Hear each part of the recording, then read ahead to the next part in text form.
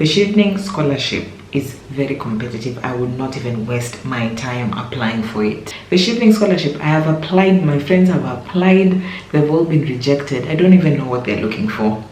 If these are some of the thoughts going through your head when you think about the Chevening Scholarship and think that it's hard to apply or to win it, this video is for you.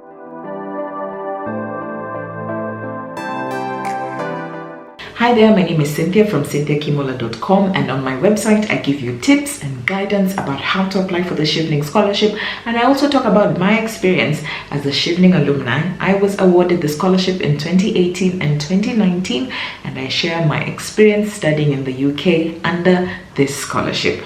So in this video, I'm going to be talking to you about this one thought, this one thing that I keep getting or I keep hearing all the time whenever I say that I'm a Chevening scholar, and it is, hey Cynthia, the Chevening Scholarship is difficult, it is hard to get. And today I'm going to give you 11 reasons why you might be finding it difficult, okay, to go through the different stages of the scholarship, the interview stage, the application stage, and on to the stage where you actually awarded this scholarship. All right, so first things first, let me just clear this up for you. And this is not just for this scholarship, it's for any other scholarship, and it's also a great mantra to have in life. Whatever you think, you get.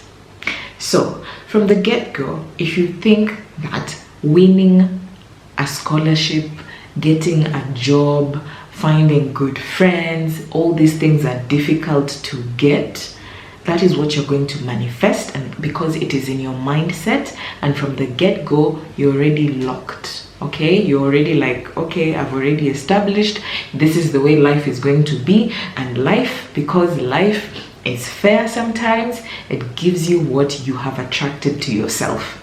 So first things first, whenever you're looking at something that can be daunting or tasking at first, okay, don't lock your mind in and say that it is difficult. Say that, you know what, I'm going to figure this thing out. So I want to tell you this. The Chevening Scholarship, at first, it is a very competitive scholarship because it's a prestigious scholarship. You get so many perks. One, fully funded master's degree tuition, like you're not paying anything, everything is paid for.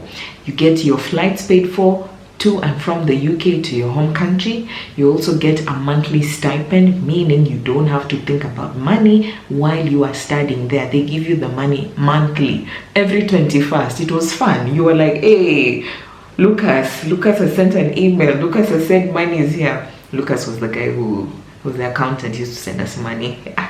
He was a favorite among scholars, yeah. So these things, so many students would want this, they would die for it, and that's why it's globally competitive. It attracts so many people from around the world with a lot of some of them had upper and higher class, honors, and the Chevening Scholarship requires for you to be eligible, you get at least 2.1 and above. So imagine all these people who are exemplary, they have good leadership skills, networking skills, they were fabulous in school, in academics. All of them apply for this scholarship, but only the chosen few get in. And maybe you are brilliant, you are even better maybe than me, better than even some of the people in the cohort right now, and you feel like, you know what, I deserve to get this. I don't know why they got it instead of me. So first of all, don't blame other people. Don't say that they don't deserve it, they don't deserve that, because that's not your place. You never know what they were looking for. And I'm also going to do another video just telling you one of the UK priority areas and where to get these UK priority areas, because most of you miss out on this, okay? So I'm going to give you 11 reasons why you might be finding it difficult, and when you find out these reasons and rectify them, you might stand a good chance to being selected next time you apply. All right, so I already have this article on my website cynthiakimola.com, and it's titled "How Hard Is It to Get the Chevening Scholarship? 11 Reasons Why You Might Be Finding It Difficult." So I'm going to take you through all the 11 reasons that I found out. Okay, this is just from observation and also from researching through the Chevening Scholarship and also talking to other Chevening scholars. Okay, so this is something that I've really taken time to go through, and if you want the full detail, the full description, it will be, the link to this article will be in the description box below. The Chevening Scholarship has 6 main eligibility criteria that you must meet even before you're even given access, okay, to go and apply. Okay, so this is something like when you go to your portal, you need to tick and see if you actually meet the eligibility requirements. So if you fail them, and I'm just going to mention them in passing, I'm just going to read through the Chevening website. So the first one is be a citizen of a Chevening eligible country or territory. The second is return to your country of citizenship for a minimum of 2 years after your award has ended. That is why I'm back in Kenya. And the third one is have completed all components of an undergraduate degree that will enable you to gain entry onto a postgraduate program in the UK, meaning you have done an undergrad degree. That the criteria is it must be typically equivalent to an upper second class 2.1 honors degree in the UK. Okay, then it's have at least 2 years of work experience, and then you need to have applied to 3 different eligible UK university courses and have received unconditional offers from one of them. Okay, and then meet the English test requirements as stipulated in the deadline. Okay, so if you don't meet those requirements, you're not going to get the Chevening Scholarship. All right, so one thing that I always advise, and I've written this on the website, is it will save you time and heartbreak if before you go to applying for the scholarship, go through the Chevening website, read through it, understand, go to the frequently asked questions, get to see if you think you're not meeting the work requirements, go and see, okay, what are the criteria, what do they consider work, if I volunteered, if I interned, is that work? So just make sure that you are able to meet the eligibility requirements so that you don't go ahead and apply and then you just are kicked out by the system from the get-go because you are not eligible. The second reason why you might be finding it difficult to win the Chevening Scholarship is because you have poorly written essays or your essays are not up to standard. The Chevening Scholarship has 4 essays that you need to write. One is about your leadership skills, the second about your networking skills, the third is why do you want to study in the UK and why that particular course, and the fourth one is about your career plans, immediate, midterm and long term after you've completed the award. So first of all, some people don't even try at all because you're given a minimum of 100 words to the maximum of 500 words. Some people don't even get to the minimum. You don't even get to write 100 words. And then some people go overboard and the system just kicks you off. It kicks you out. The other thing is you're not actually writing your essays in a way that entices them, in a way that shows them that you're an ideal candidate and that you deserve a placement in the Chevening Scholarship. The other ones is like it's just all over the place. Your thoughts don't align. You've been told to go to the DFID website. This is the Department for International Development, and try and see what the UK priority areas are for your country and include them in your career plan essay. You didn't even include that. You don't even have like a solid why you want to go to the US. You don't even have a solid why you want to go and study in the UK. So from the get-go, the essays, these are 4 essays, and that's primarily how they are going to meet you. So you really need to take time, put your ideas in order, and on my website cynthiakimola.com I have articles there guiding you on how to write the perfect essay. So please check it out. I'm going to leave a link in the description box below so that you can go straight to those articles and read through them, okay? Then the third one is, as I have mentioned, the second one was poorly written essays. The third one is short essays. Like short essays, you're not even meeting any minimum requirements, as I said.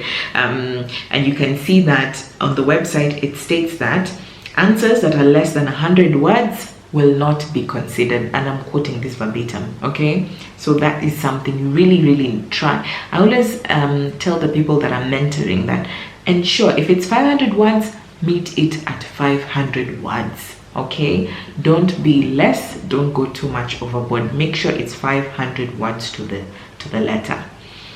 Then the fourth one, most of you would write the perfect essay, a really nice essay, but it's plagiarized. You went online, you went to the internet, or you asked another scholar to help you with the essays, and then you just copied it word for word, not changing anything. And they actually go through the plagiarism software. All your essays go to the plagiarism software.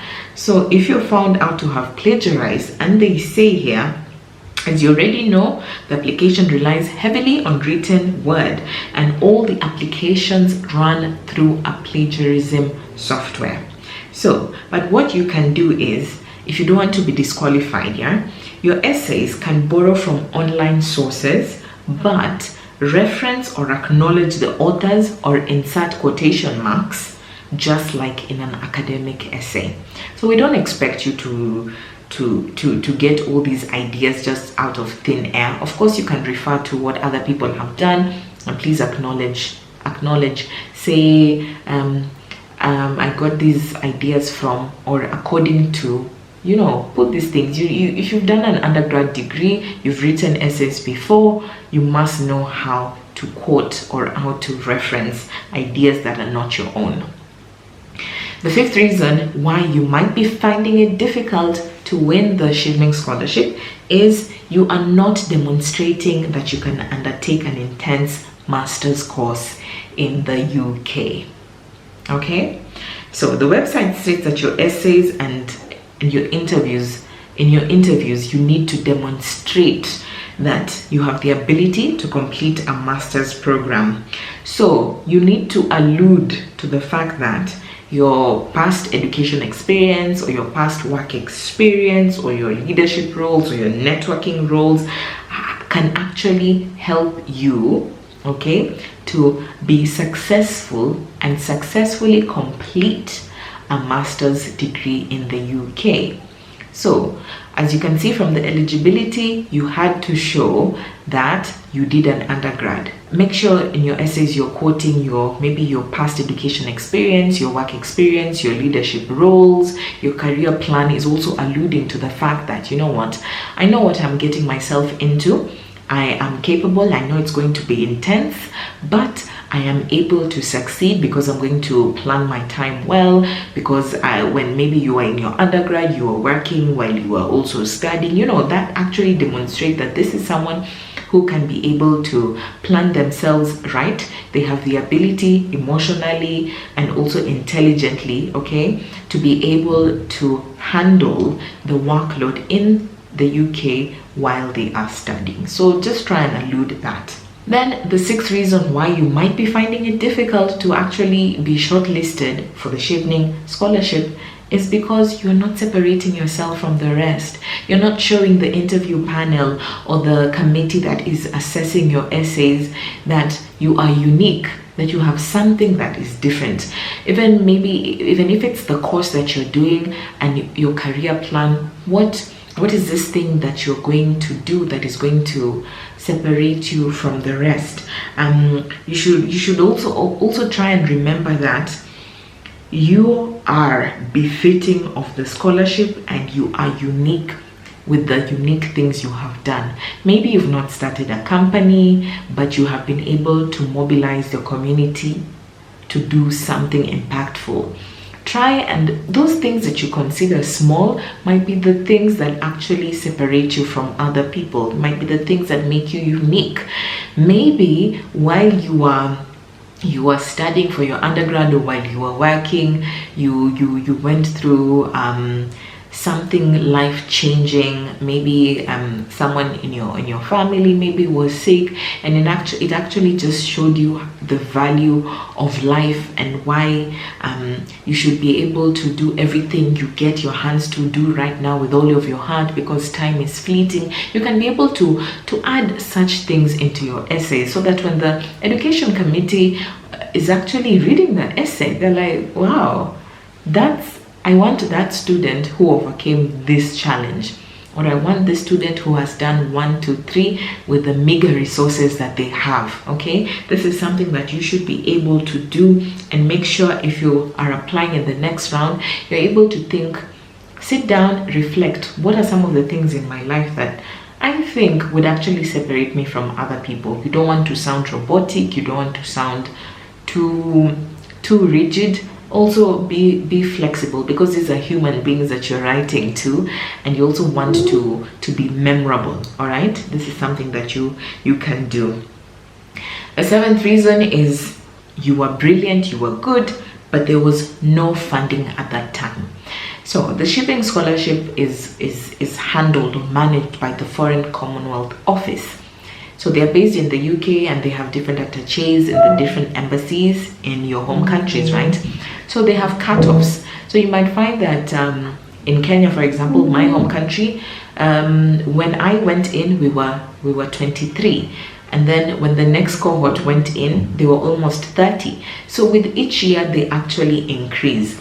Now, you find if they have gotten to the maximum number of students that they have funding for that time, some people are actually put as reserves, just in case someone who was selected drops out, or just in case the FCO puts in more funding so that they can actually get someone from the reserve list to go for that period. If they're not able to get funding, the unfortunate thing is you have to apply again. It's not like you're just left in the reserve until the next year. You have to apply again. So most of these things might not even be something that is in your control. Maybe there was just no funding for that year. They wanted 25 people and you were the 27th. These things just happens. That's just what life does sometimes, okay? But the good thing is you will always, and you're always told and always encouraged to apply again. So don't lose hope, don't lose heart. And if you are really keen on going to the UK to study that year, or any other country within that year, and you didn't get the Chevening Scholarship, that's why I advise people to always spread your risk. Apply to as many scholarships as possible. There was actually another friend of ours who was in the same cohort as us. He got the Commonwealth Scholarship, he got the Chevening Scholarship, he got another scholarship to the US. So he was fortunate enough and he was accepted to all 4 of them. And then he just weighed the options, and then he knew someone else was on the reserve list, and he was like, you know what, let me just drop the Chevening Scholarship so that I can go to these other scholarships, so that someone else from the reserve list can be able to get in. So sometimes it's not your fault, and I advise you apply for other scholarships as well, so that you're not you don't miss a place just because you only focused on one thing. Then the 8th reason, this is something that actually just breaks my heart. You miss the Chevening Scholarship because you did not pay attention to crucial deadlines. So the Chevening Scholarship operates online. Everything is online. The portal, it's online, and you get emails at each stage. So you are shortlisted for the interviews. Congratulations, you're told to go to the portal and choose a day and a date. Some people just leave it and then maybe they forget about it, okay? And then maybe they miss a place. I don't actually know about someone who has gone through that, but they tell you just try and do things as early as possible. Then the second one is maybe you're supposed to do an English test because your country is eligible. And then you take a lot of time, you postpone doing the English test, and by the time the deadline comes through, Chevening is like, yo, I want to give you a scholarship, but you've not done the English test, so I'm sorry, you're disqualified. And they miss the scholarship just like that. The other thing is, you're told to apply to 3 universities and make sure there's an unconditional offer in one of them, and you've only applied to one thinking that is the only university I want to go to, and then they don't give you an unconditional offer. The only conditional thing they accept is if they're giving you a conditional offer and the only thing that is hanging in the balance is just the finances. So Chevening can accept that, but you have to try in your own capacity and tell the university that you want to go to, like, listen, I have applied for this scholarship, please just overturn this offer, this conditional offer, and make it unconditional. Some people just take their time, or they forget, or they don't know they have that option, and then they miss the deadline for giving the unconditional offers, and the scholarship just passes them by like that. So don't be like those people.